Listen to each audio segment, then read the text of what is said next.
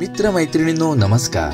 14 February अर्थात Valentine's day आपल्या नात्याला अधिक रोमॅन्टिक करणारा दिवस, आणि म्हणूनच आज मी तुमच्यासाठी men are from Mars women are from Venus या पुस्तकाचा सारांश घेऊन आलोय.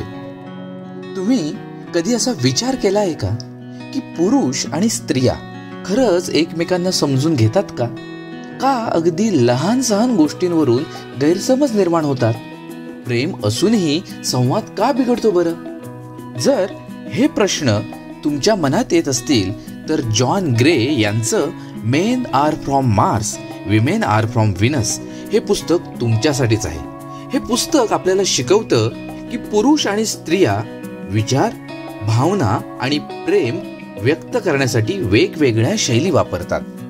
या पुस्तकातली मुख्य संकल्पना अशी आहे की पुरुष आणि स्त्रिया संवाद वेगवेगळ्या पद्धतीनं करतात. उदाहरणार्थ, पुरुष समस्या सोडवण्यावर लक्ष केंद्रित करतात तर स्त्रिया भावना व्यक्त करून शांत होतात. यावरती प्रॅक्टिकल सोल्युशन असं आहे की पुरुषांनी स्त्रियांच्या भावना ऐकून घेण्यावरती भर द्यावा आणि त्वरित सल्ला देण्याचा प्रयत्न करू नये. तर स्त्रियांनीही पुरुषांना थोडा वेळ स्वतःहून विचार करण्यासाठी जागा द्यावी.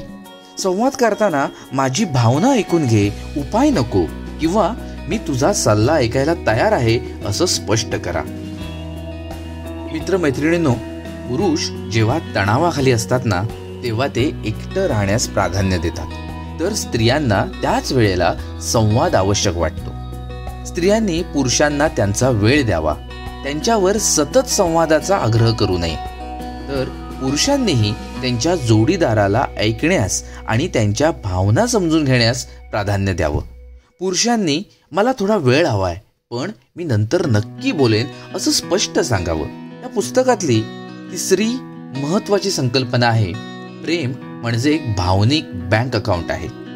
मित्रांनो, नात्यामधलं छोटंसं दुर्लक्ष देखील मोठं अंतर निर्माण करू शकतं, आणि म्हणूनच दररोज छोट्या छोट्या प्रेमळ गोष्टी करा, जसं की प्रामाणिक कौतुक, मोकळा संवाद आणि एकमेकांसाठी वेळ देणं. संवादामध्ये धन्यवाद, आभारी आहे, थँक्यू, तू माझ्यासाठी खूप महत्वाची आहेस अशा वाक्यांचा समावेश करा. आठवड्यामधून एकदा तरी जोडीदारासोबत विशेष वेळ घालवा. एकत्र जेवणं, फिरायला जाणं, एकमेकांचे विचार ऐकणं हे आवर्जून करायला हवं. पुरुषांना विश्वास तर स्त्रियांना सहभाग हवा असतो. पुरुषांना स्वातंत्र्य आणि जबाबदारी हवी असते, तर स्त्रियांना भावनिक सहभागाची गरज असते. अशी अपेक्षा असते की पुरुषांनी आपल्या जोडीदाराच्या छोट्या छोट्या गोष्टींमध्येही सहभाग घ्यावा. स्त्रियांनी पुरुषांवरती विश्वास ठेवावा आणि त्यांना सतत सुधारण्याची गरज आहे असं वाटण्यापासून टाळावं. तू माझ्यासाठी हे केल्यामुळे मला खूप आनंद वाटला हे स्पष्टपणे सांगणं महत्वाचं आहे. पाचवी संकल्पना आहे भावना व्यक्त करण्याच्या शैलीमध्ये फरक असतो. स्त्रिया आणि पुरुष भावना वेगवेगळ्या प्रकारे व्यक्त करतात, त्यामुळे गैरसमज होऊ शकतो. यावरती उपाय म्हणजे पुरुषांनी आपल्या भावना उघडपणे व्यक्त करायला शिकलं पाहिजे. स्त्रियांनी पुरुषांचे प्रेम हे त्यांच्या कृतीमधून समजून घेण्याचा प्रयत्न करावा. एकमेकांसाठी दिवसातून 5-10 मिनिटं शांत आणि मनमोकळ्या संवादासाठी राखून ठेवावीत. 6वी संकल्पना गैरसमज टाळण्यासाठी प्रेमाच्या भाषांचा उपयोग करा. प्रत्येक व्यक्ती प्रेम वेगवेगळ्या प्रकारे अनुभवते किंवा व्यक्त करते. म्हणजे बघा, प्रेमाच्या 5 भाषा: शब्द, कृती, भेटवस्तू, स्पर्श आणि वेळ ओळखून आपल्या जोडीदाराच्या आवडीनुसार प्रेम व्यक्त करा.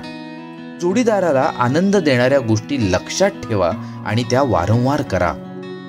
की आपण या पुस्तकामधून शिकतो की स्त्रिया आणि पुरुष भिन्न असले तरी योग्य समज, संवाद आणि लहान लहान प्रयत्नांनी कोणतंही नातं अधिक सुंदर आणि टिकाऊ होऊ शकतं. संवाद ही त्या नात्याची खरी शक्ती आहे. लहान कृतींनी मोठे बदल घडवता येतात. प्रेम व्यक्त करण्याचे मार्ग समजून घेतले तर मग प्रत्येक नातं अधिक गहिरं आणि आनंददायी होईल. आता मला सांगा, तुमच्या नात्यात ह्यापैकी कोणते मुद्दे लागू होतात? कमेंटमध्ये तुमचा अनुभव नक्की शेअर करा. आणि ह्या पुस्तकाचा सारांश तुम्हाला कसा वाटला हे आम्हाला नक्की कळवा. धन्यवाद.